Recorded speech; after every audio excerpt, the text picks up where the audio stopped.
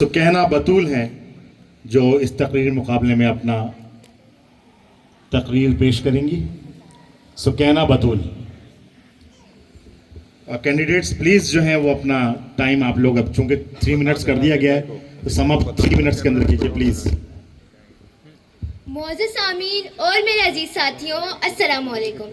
آج مجھے جس عظیم ہستی پر لب کشائی کرنے کا موقع ملا ہے ان کے بارے میں سرور کائنات حضرت محمد صلی اللہ علیہ وسلم نے فرمایا، حسین منی وانا من الحسین، حسین مجھ سے ہے اور میں حسین سے ہوں. عزیز سامعین، اس حدیث مبارک کا پہلا حصہ حسین مجھ سے ہے تو دنیا کو سمجھ میں آتا ہے کہ حسین رسول کے نواسے ہیں، ان کے خون میں سے ہیں اور ان کے شجرہ طیبہ کی ایک شاخ ہیں. لیکن اس حدیث کا دوسرا حصہ کہ میں حسین سے ہوں فکر و شعور کے نئے در کھولتا ہے. اب سوال یہ ہے کہ ایک نانا یہ کیوں کہہ رہے ہیں کہ وہ اپنے نواسے سے ہیں؟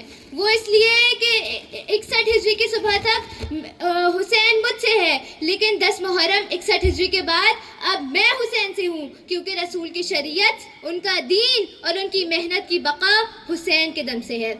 رسول اللہ دیکھ رہے تھے کہ جب ملوکیت اور باطل نے اسلام کا لبادہ اوڑھ لیا اور صحیح دین کو مسخ کرنے کی کوشش کی تو امام حسین نے اپنا سر کٹا کر نانا کے دین کو قیامت تک کے لیے بچا لیا. اگر ہم رسول اللہ اور امام حسین کی سیرت کا مطالعہ کریں تو ہمیں ان میں گہری مماثلت نظر آتی ہے. جس طرح رسول اللہ کی بعثت کا مقصد عمل بالمعروف اور نہی عن المنکر تھا، اسی طرح امام حسین کے سفر کربلا کا مقصد بھی یہی تھا.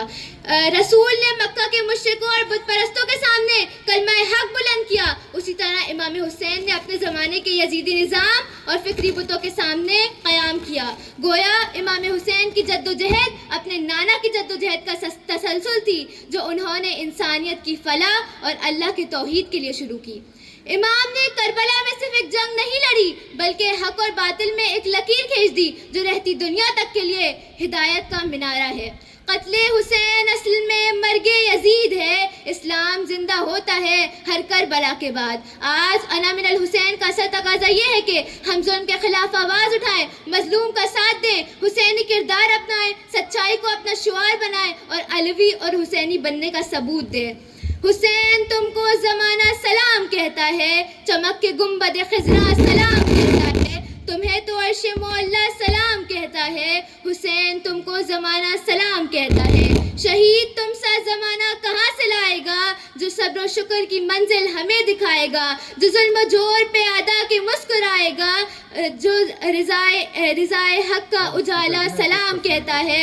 حسین تم کو زمانہ سلام کہتا ہے. شکریہ.